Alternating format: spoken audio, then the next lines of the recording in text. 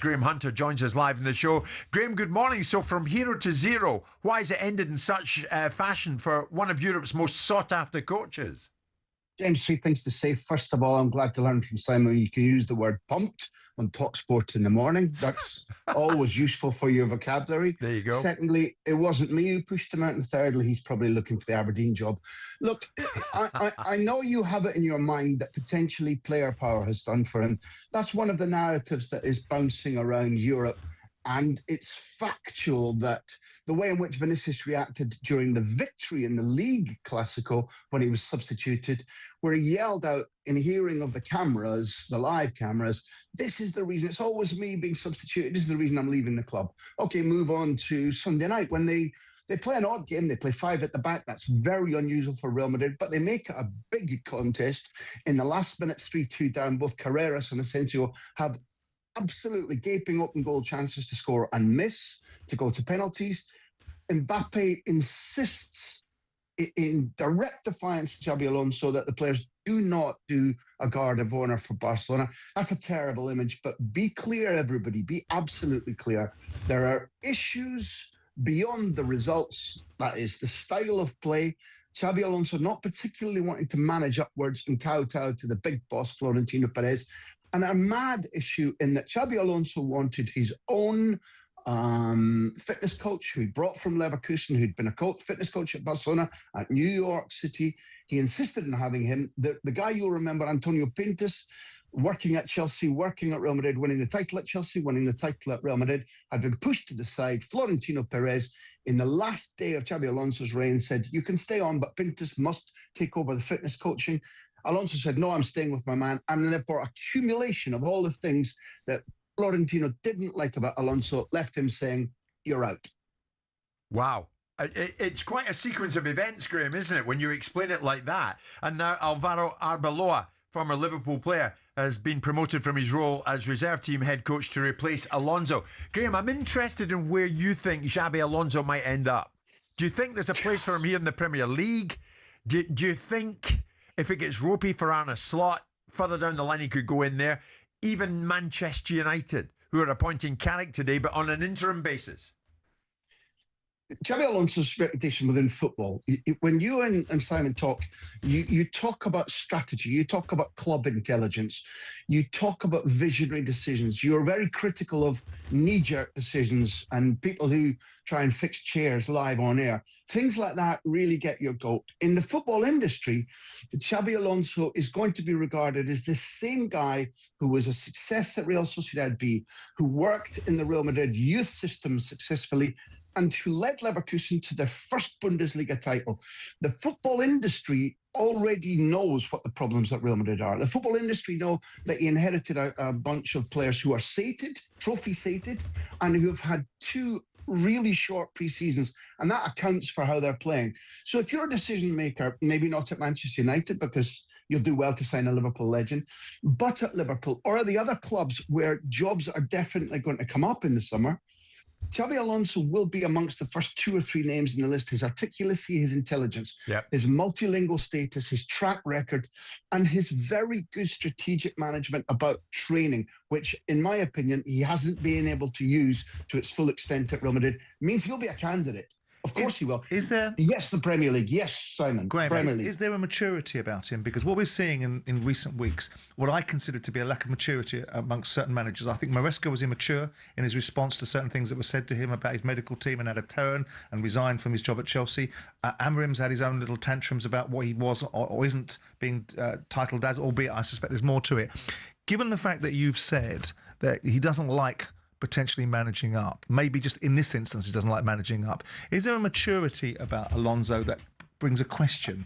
Because people will look at that, they will say, well, hang on a second, this was a plum job with some of the best players, and I know the challenges of Madrid always have the same challenges, but Zidane worked in that environment with less of a win ratio, and you've got a guy in that's been there for 7 months who produced a fabulous team in Germany, and now he's out the door after being a Real Madrid legend himself.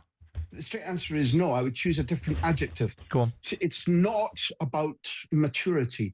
Xabi Alonso, throughout his life, as the son of a famous footballer, as the local hero, the local boy made good at Real Sociedad, as the legend of that Champions League final at Liverpool, as a title winner and a Mourinho lieutenant at Madrid, and then as a Pep Guardiola chosen footballer and title winner at Bayern Munich, has never had to kowtow to anybody. Right. And he is a very individualistic character. You might say, so if I'm backing your idea, you might say that he's unwilling to bend a little bit. He's less than flexible.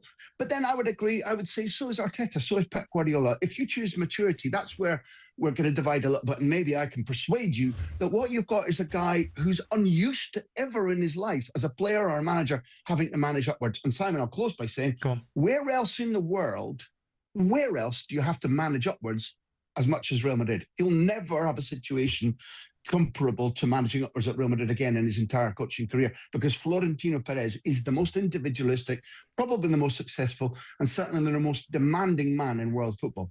So he's available now. I mean, how many Premier League boardrooms do you think might have had their interest piqued by this Alonso news? But the scale of the fella. Is it the kind of guy you would love to work with? No, if he's a pain in the arse, no. But ultimately, if he's a really good manager and everyone understands their parameters and I can let him do what he wants and he can manage it properly, of course, his job in Germany was phenomenal. Second season, he couldn't back it up. But the first season, he was absolutely phenomenal. Yeah. And to go through a season, people talking about, yesterday you mentioned about Harry Kane, or someone mentioned about Harry Kane's winning everything. He didn't in the first season. The first season he went there, they did the first time Bayern Munich had won the Bundesliga for 11 years.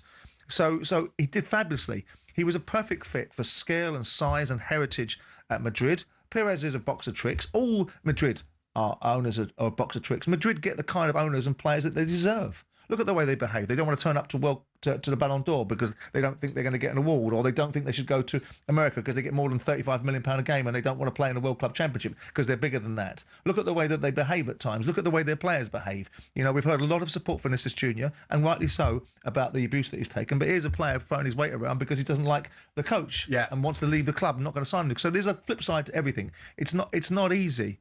But you look at it and go, where does he go? The scale. He'd go to Liverpool if Slot fails, but Slot's not going to fail. Slot's had a great first season. He's having a little bit of a sabbatical in his second season, like Jurgen Klopp did when he won the Premier League, and people still lionise him. So give Slot a little bit of latitude here. And then you go into where's he go? Man United. Graham makes the point. Can you get a Liverpool legend to manage Man United? Maybe you can. I don't know. You've got Michael Owen to play for Man United once upon a time, so it can be done.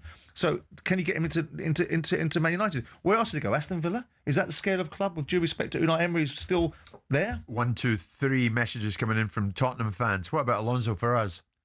Well, I would like them to go to Tottenham because I'd like these owners that are saying things about Daniel Levy that I think are unjust and unfair, not just because I like Daniel, but because I think it's unfair what they've said and the way they've painted the picture, to get their comeuppance. Because if you stick Xabi Alonso in there, he won't be having any of their nonsense about signing players like Conor Gallagher. He'll want the best players. He'll want the biggest name players. And if you think Conte was a pain in the backside for Daniel Levy, wait until Xabi Alonso got in the door based upon what we've seen at Real Madrid, if what Graham has told us is right. Yeah. I don't see a problem with the likes of Xabi Alonso having done what he did with Liverpool, the famous night that they won, of course, against AC Milan, and they won under Benitez and they won the Champions League. Why are you writing that Slot's P45? But no. But I'm thinking Alonso, and could Omar Barada do worse? Could Sir Jim do worse? Yes. Is he not the exact type of profile possibly that Manchester United, one of the biggest clubs in the world, should be looking at now? Because Xabi Alonso, yes, of course, no doubt, is going to be one of the most sought after. Yes, of course. And if he is as good as a football manager as I think he may well be, I mean, he's not just got a 71% win rate ad infinitum, he's got a 74% win rate in the league. Yeah. The unfortunate thing for him is Barcelona have got an 82% win rate. And so the two teams that dominate that league are dominating that league. But what we've seen from him up to date, with, Sociedad B was Sociedad B. He won 40% of the games, there's nothing to write home about. But his performances in Germany were phenomenal.